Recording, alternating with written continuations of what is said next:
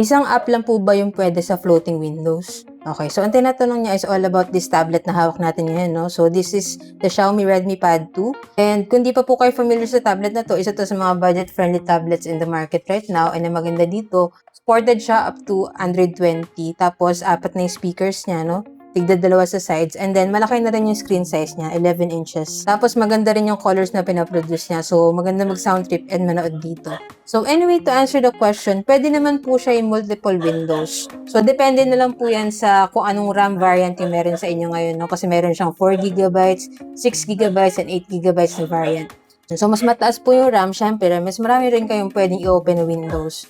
Sa akin, na-try ko na po yung magkasabay yung floating windows and then yung kanyang split screen. So, for example po, ipapa-float natin itong app na to, hold lang natin siya, and then click natin itong icon na to. And as you can see, naka-floating windows na siya, no? And then, mag-open tayo ng Facebook. Tapos, click natin itong 3 dots. Pwede rin natin siyang isabay na naka-split screen. And then, mag-open pa tayo ng another application. For example, itong TikTok. So, as you can see po, sabay-sabay na naka-open yung ating Facebook, TikTok, and then yung Mi Canvas. So, pwede siyang mag-multitask and maraming windows na naka-open. So, anyway, kung interested din po kayo sa ganitong tablet, no, check nyo na lang po dyan sa Yellow Basket. Diyan ko nabili yung sa akin para same quality and legit store din yung mapagbilan nyo.